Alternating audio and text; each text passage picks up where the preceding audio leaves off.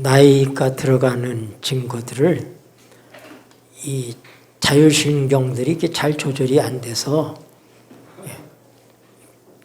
콧물이 시도 때도 없이 나와요. 이렇게. 그래서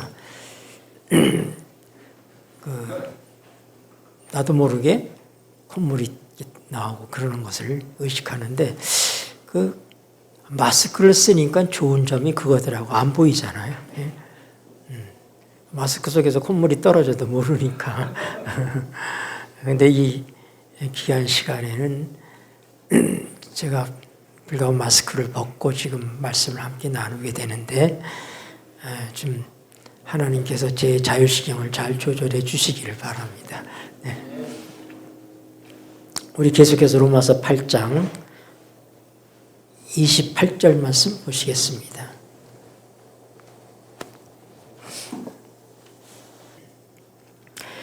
우리가 알거니와 하나님을 사랑하는 자 곧 그 뜻대로 부르심을 입은 자들에게는 모든 것이 합력하여 선을 이루느니라.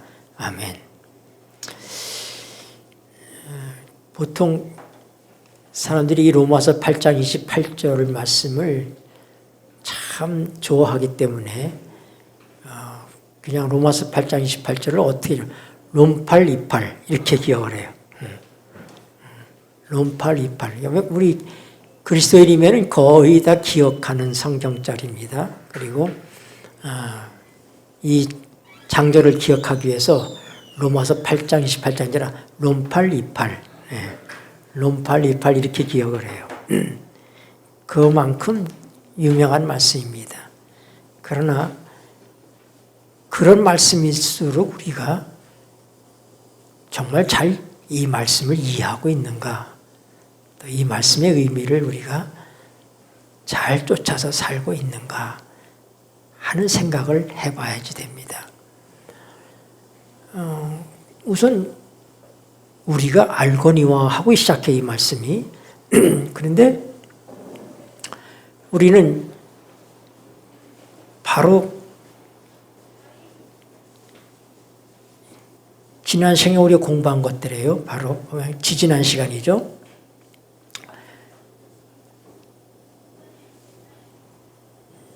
우리 이제 23절 말씀을 봅시다. 로마서 8장 23절.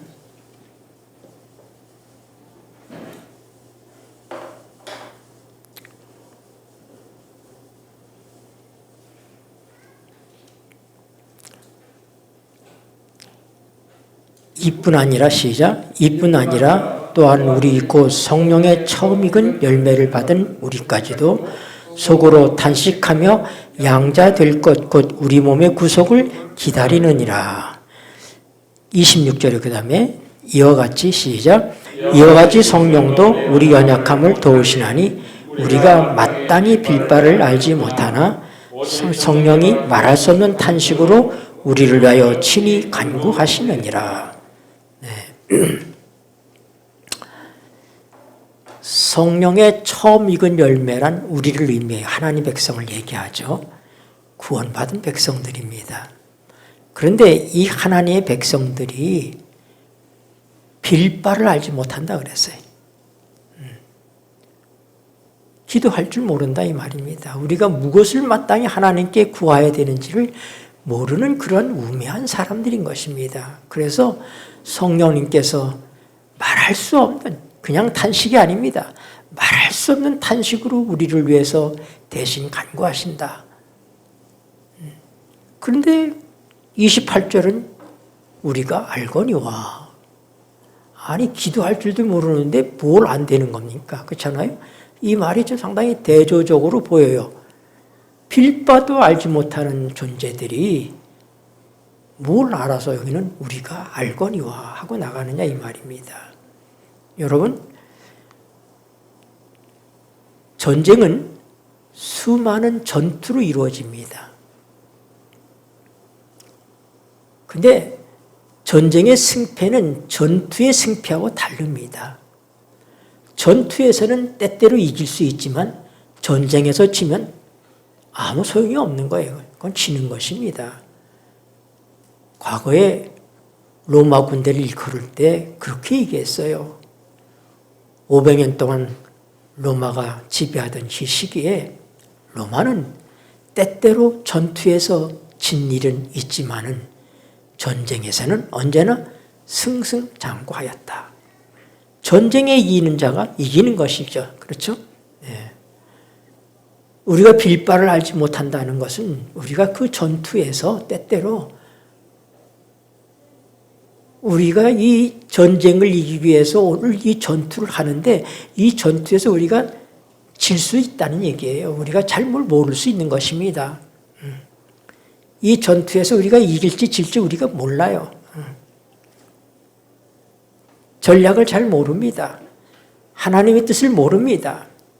그러나 궁극적으로 우리는 아는 것이 있는데 이 전쟁은 하나님께서 승리하신다고 하는 사실입니다. 그런 의미에 있어서 우리가 오늘 우리의 삶의 현장에서 겪고 있는 여러 가지 일들을 통해서 하나님의 전략이 무엇인지, 하나님의 뜻이 무엇인지, 우리가 무엇을 하나님께 구해야 되는지 모를 때가 있는 것입니다.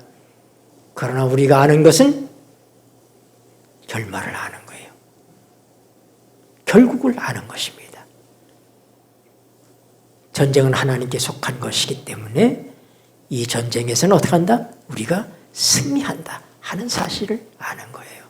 그래서 우리가 알거니와 하나님을 사랑하는 자, 그 뜻대로 부르심을 입은 자들에게는 모든 것이 합력하여 선을 이루느니라. 여러분, 우리가 오늘 강조해서 생각해야 될 것은 하나님이 사랑하는 자라고 하는 얘기입니다. 하나님이 사랑하는 자도 때때로 모릅니다. 왜 우리의 인생길에 이런 일들이 허락되고 있는지를 모릅니다. 욥은 고난을 겪고 있을 때 그가 왜 그런 고난을 겪고 있는지 몰랐습니다. 야고보는 분명 야고보 사도는 얘기하기를 하나님은 사람을 시험하지도 아니하시고 시험을 받지도 않으신다고 그러셨습니다.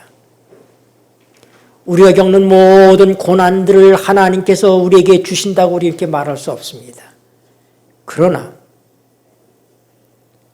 여기 하나님이 사랑하는 자가 겪게 되는 모든 삶의 국면들, 그 모든 것들은 하나님께서 섭리하시고 하나님이 계획하시고 하나님이 인도하시는 모든 것이 아닐 수도 있다고 하는 것입니다. 그것은 뭐예요?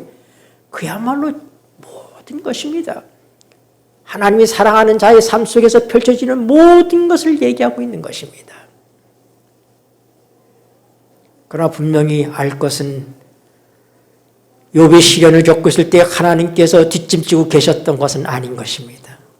하나님은 그 모든 걸 알고 계셨어요. 사단이 인간을 시험하고 넘어뜨리려 할 때 하나님께서 모르고 계시는 것이 없습니다. 참새 한 마리도 주께서 허락하지 아니하면 땅에 떨어지지 않는다. 머리카락 하나까지도 세심받았다 너에 대해서. 그러므로 너희가 무엇을 염려하느냐? 무엇을 먹을까 무엇을 입을까 염려하지 마라. 마태복음 6장의 말씀이잖아요.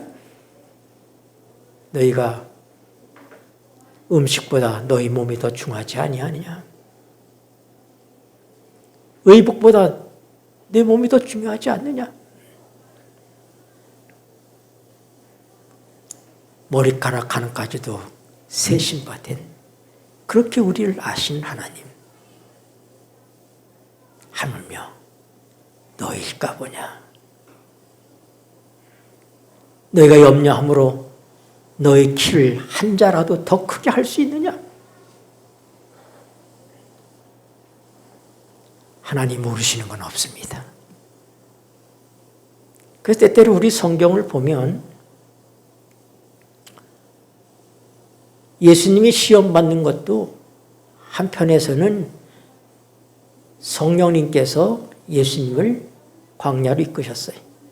사단의 시험을 받도록 이끄셨다 이 말입니다. 또 한쪽에서는 사단이 예수님을 시험했다 그렇게 얘기합니다. 다윗이 말년에 하나님께 범죄한 것이 뭐냐면 그가 교만해져서 인구조사를 시켰어요. 뭐 인구조사 하는 게 뭐 그게 나쁜 거 아니잖아요. 그런데 그 동기가 뭐예요? 부강한 나라가 됐어요.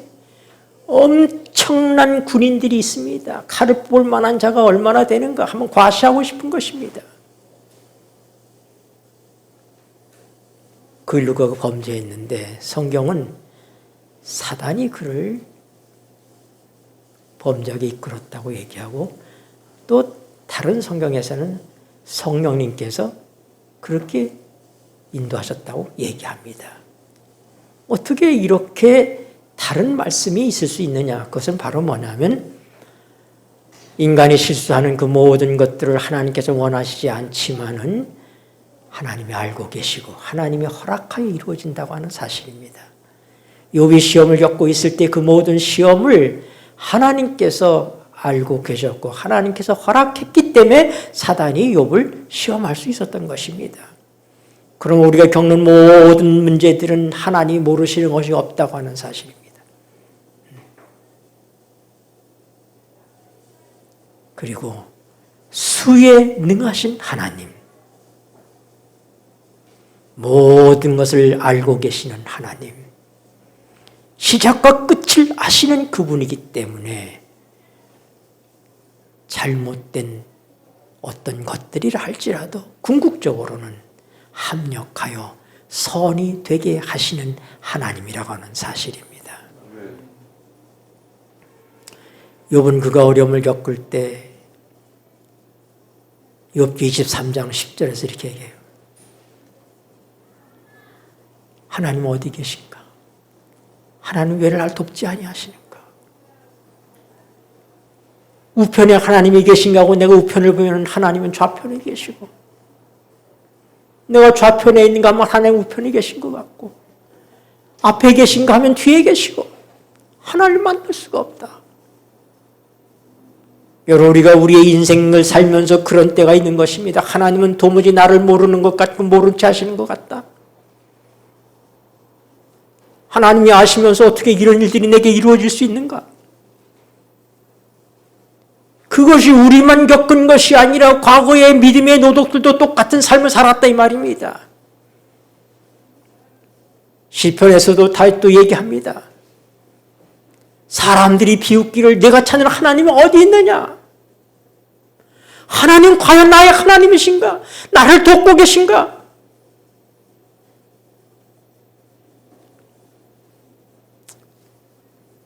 저희가 충청도로 피난을 갔는데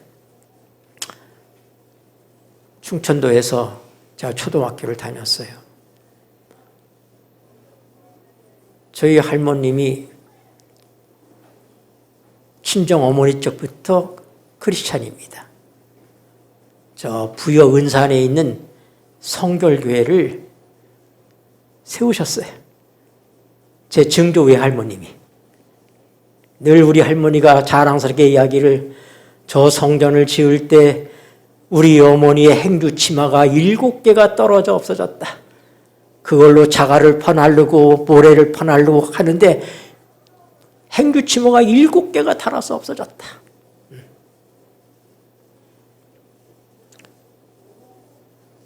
저의 당숙이죠.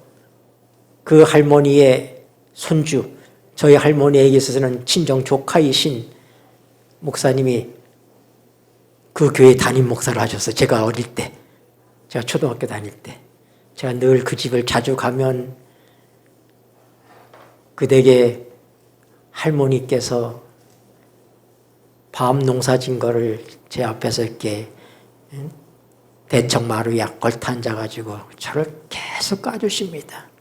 나는 맛있게 주워 먹는데 그 할머니가 저를 까주시면서 맨날 훌쩍훌쩍 우시는 거예요. 내가 유복자로 태어나서 부모 없이 크는 내가 안쓰러워서 그 노할머님이 그렇게 나를 사랑하시면서도 우신 거예요. 근데 그 삼촌이 목사님이셨던 그분이 후에는 성결교회 총회장까지 지내십니다. 근데 그분이 나를 만나면 그런 말씀을 하셔요. 김 목사, 우리 할머니가 말이야. 난 그 할머니의 기도 소리를 들었는데, 저도 우리 할머니 기도 속에 자랐어요. 그 할머니가 기도하시다가 어느 부분에서 흐느끼는 줄 알아? 하나님, 저희 집안에도 주의 종들이 일어나게 해주십시오.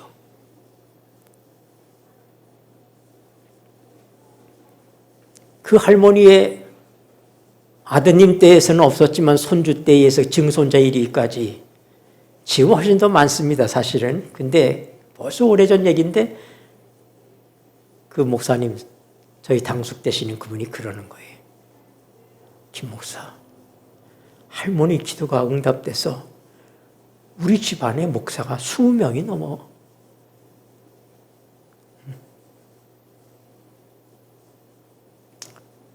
그렇게 저녁 때부터 하나님을 섬기고 믿어왔던 우리 할머님이 충청도에 피난 가서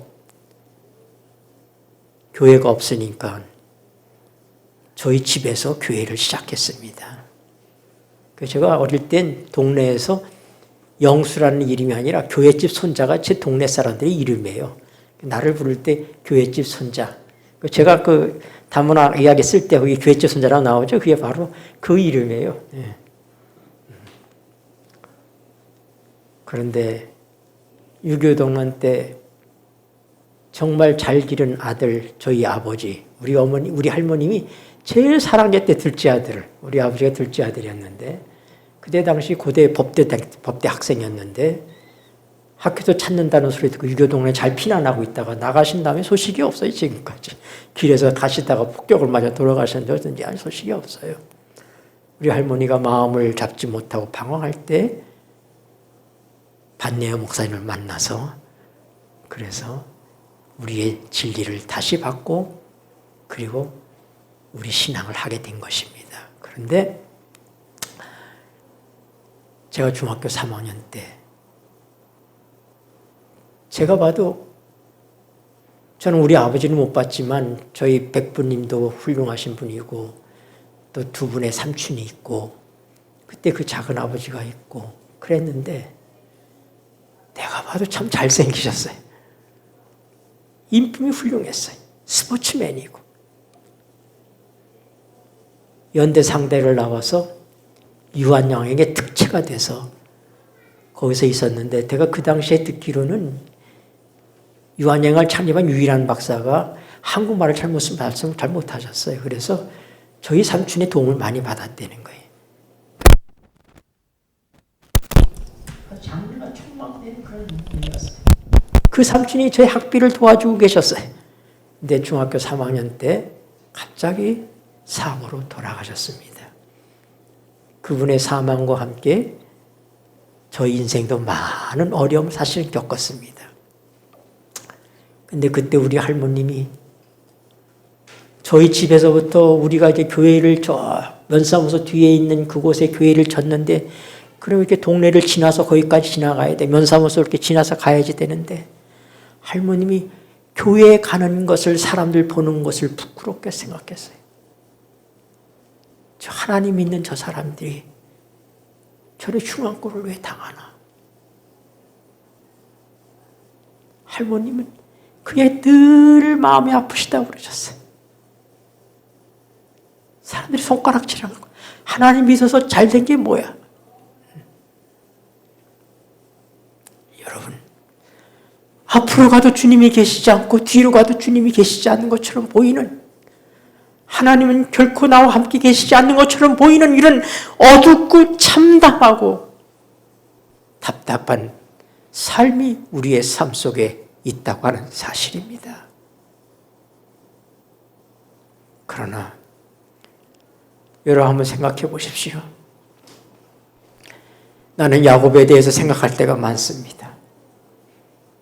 그리고 아브라함 하나님, 이삭의 하나님, 야곱의 하나님을 얘기할 때 나는 아브라함보다도 이삭보다도 야곱의 하나님이 더 제 마음에 와서 닿습니다.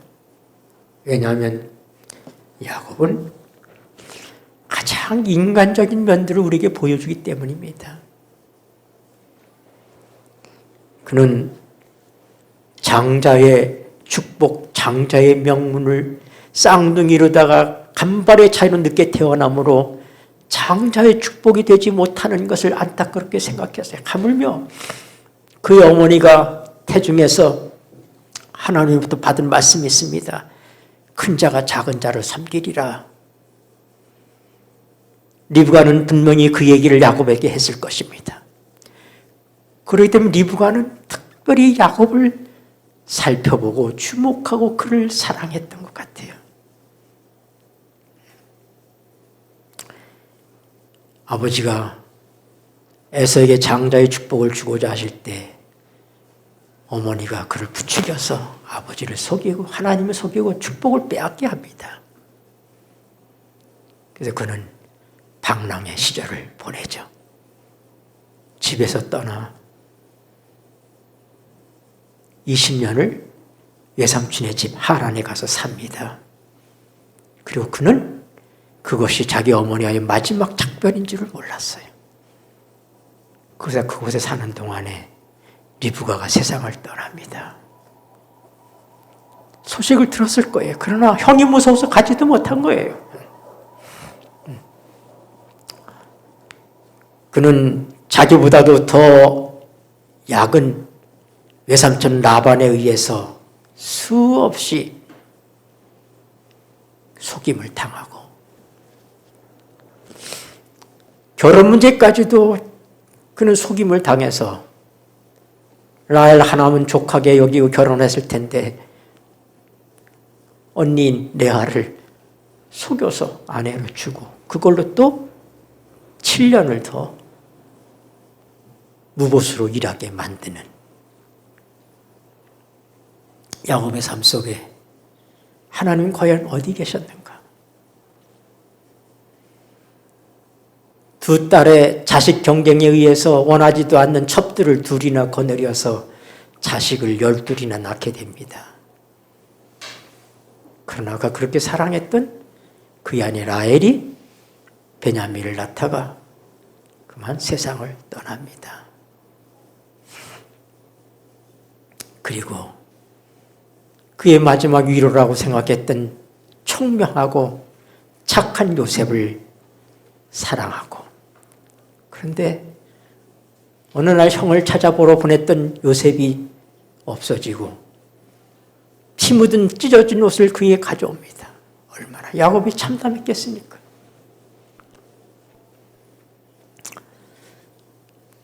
그는 형님을 속이고 아버지를 속였지만 삼촌에게 속고 자식들에게 속습니다.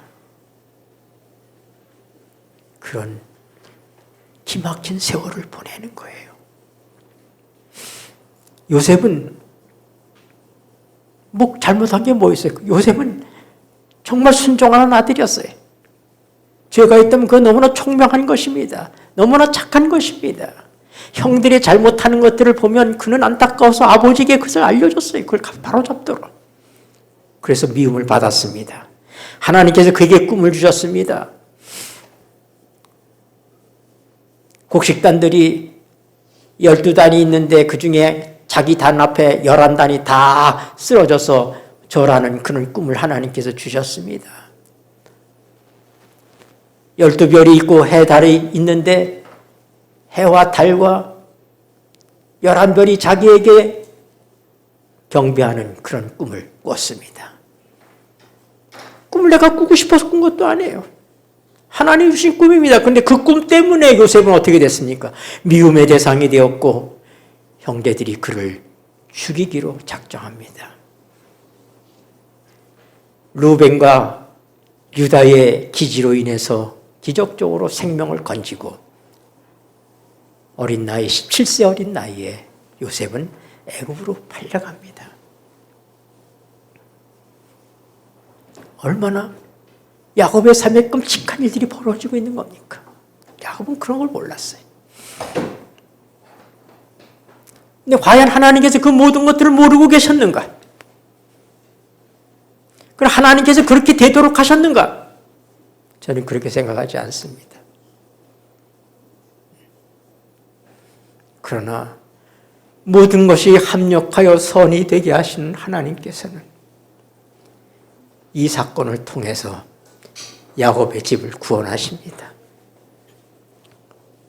여러분, 우리는 출애굽기에서 이 형들이 곡식을 사러 요셉 앞에 와서 엎드리는 광경들을 봅니다. 요셉이 여러 시험들을 합니다.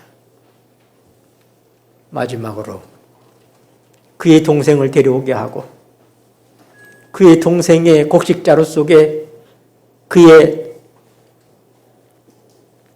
은잔을 거기다 집어넣고 그리고 동생을 노예로 삼아서 끌고 옵니다.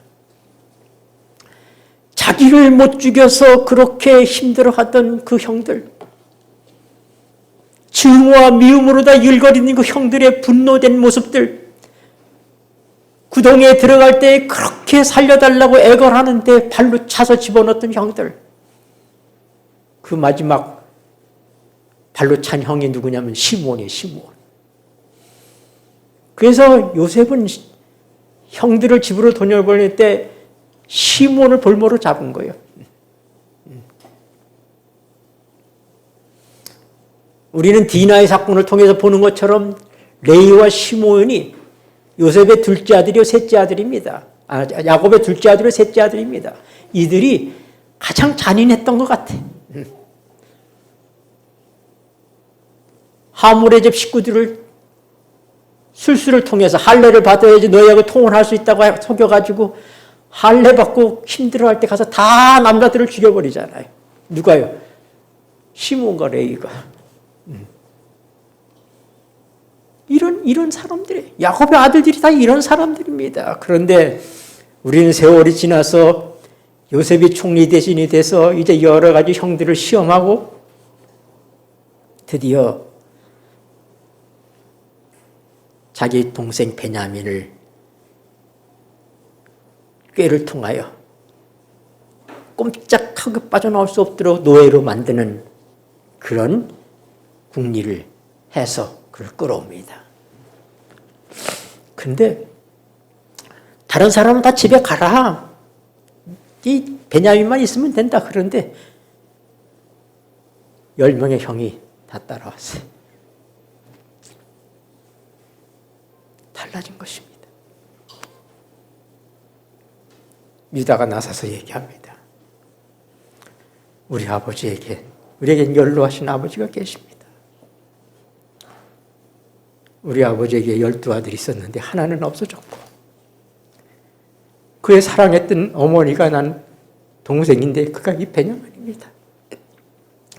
우리가 벌써 곡식을 사러 몇 번 왔을 텐데 당신께서 이 막내 동생 베냐민을 데려오라고 하지 않으면 내 얼굴을 보지 못할 거라고 그래서 우리가 아버지께 간청했지만 아버지가 보내주지 않았습니다. 그러나 우리가 굶게 되니 할 수 없이 아버지가 여기를 보내셨는데 내가 아버지에게 약속하기를 내가 내 동생 베냐민의 생명을 담보하겠습니다. 이 아이를 아버지께 돌려보내지 못하면 내가 내 목숨을 바쳐서 내 동생 베냐민을 지키겠습니다.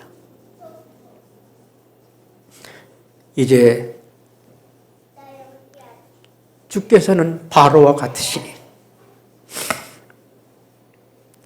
내 동생이 같이 올라가지 않으면 우리 아버지로 흰머리로 슬피 음부에 들어가게 될 터이니 이 아이 대신에 나를 종으로 삼으시고 이 아이는 올려보내십시오.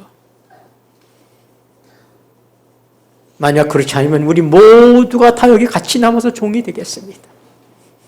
우리는 이 아이를 두고 갈 수가 없습니다. 요셉은 감동한 것입니다. 그런 사람들을 물리고 대성통곡을 하는 거예요. 모든 것이 합력하여 선이 되게 하신 하나님.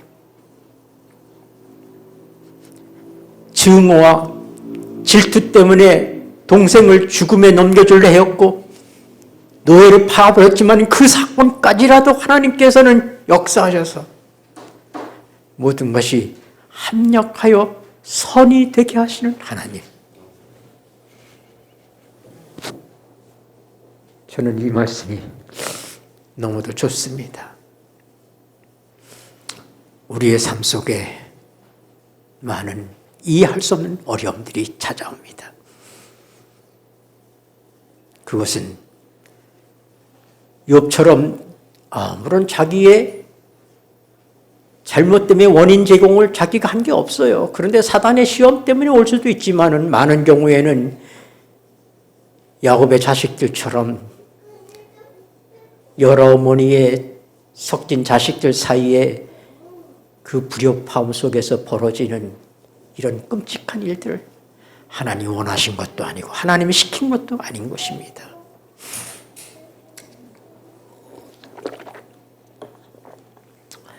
우리의 잘못된 선택이 이런 일을 이룰 수도 있습니다. 많은 질병과 죽음의 원인을 바울 사도는 고린도전서에서 이렇게 얘기합니다. 고린도전서 11장 한번 찾아보십시오.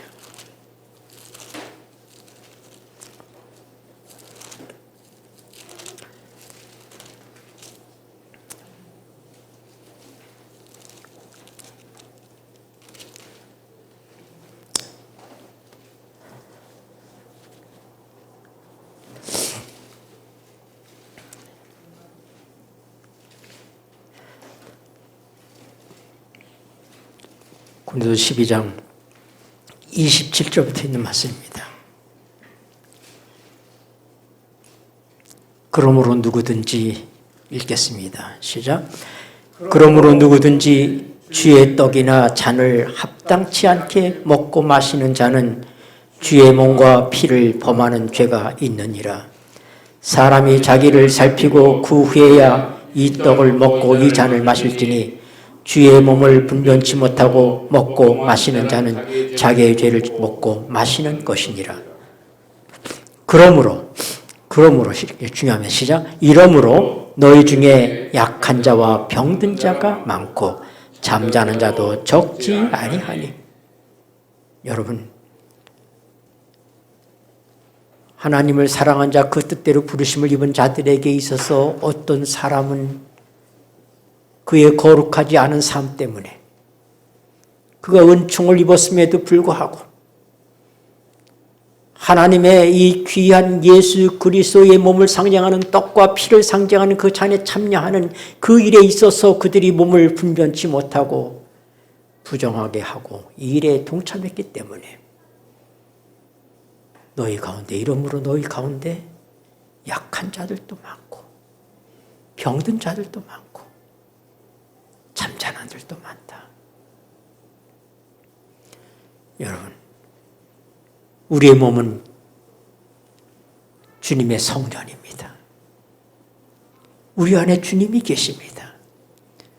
우리가 마땅히 우리의 몸을 구별하고 하나님이 기뻐하시는 산 제사로 드려야 됨에도 불구하고 우리가 우리 육체의 욕망을 쫓아서 살고 우리의 고집과 우리의 생각대로 살고 할 때 어떻게 돼요?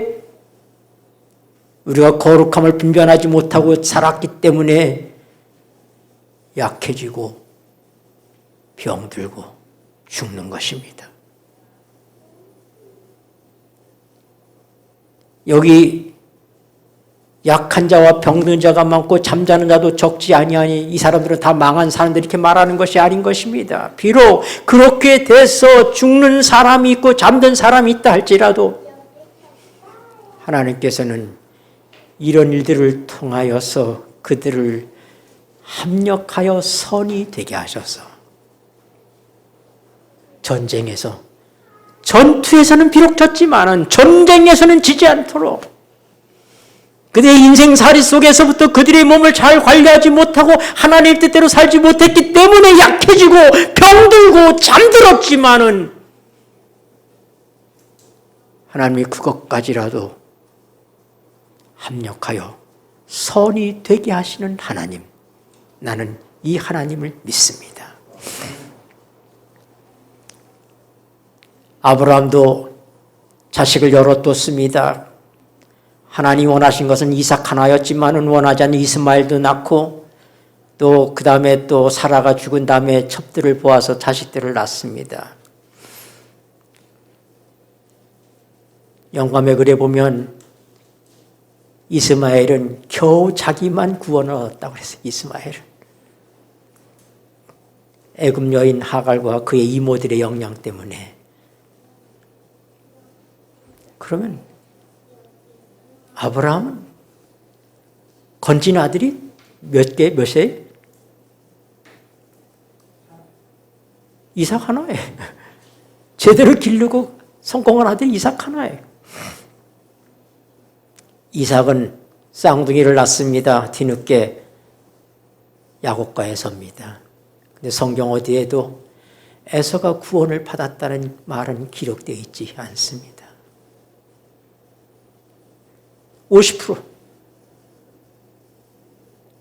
그런데 12아들을 둔 야곱은 그의 파란만장한 삶을 통하여 힘들고 어려운 그런 인생길이었지만은 하나님께서는 그 12아들을 전부 이스라엘의 12민족의 머리가 되도록 하셨고, 지금도 우리는 이스라엘 12지파를 생각할 때 루벤, 시몬, 레위, 유다 하면서 다 기억하고 있는 이름들이 아닙니까? 성공한 아버지인 것입니다. 성공적으로 자식 농사를 쳐서 우리말로 얘기하면 출세시키고 잘하는 것이 아니라 영원히 망하지 않도록 하늘의 이름이 기록되도록 그렇게 한 것입니다. 요셉은 애굽의 제사장 보데야라의 딸 사브낫과 결혼을 했습니다. 그리고 므낫세와 에브라임을 낳습니다. 그는 정말로 멋지게 자식을 기를 수 있는 사람이었어요. 그는 자신이 애굽의 바로 다음에 있는 온 애굽을 치리하는 총리 대신입니다. 다 흉년으로 죽을 수밖에 없을 때 그들에게 삶을 준 그런 기적과 능력의 사람입니다. 요셉이 애굽에서 못할 일이 뭐가 있었겠습니까? 그의 아내는 제사장의 딸에, 요셉의 아들들은 제사장 보디베라의 손자들입니다. 로얄 패밀리에 그야말로 얼마든지 에브라임과 므낫세를 애굽에서 최고의 성공하는 그런 자식으로 기를 수 있었습니다. 근데 요셉은 자식을 그렇게 기르지 않았습니다.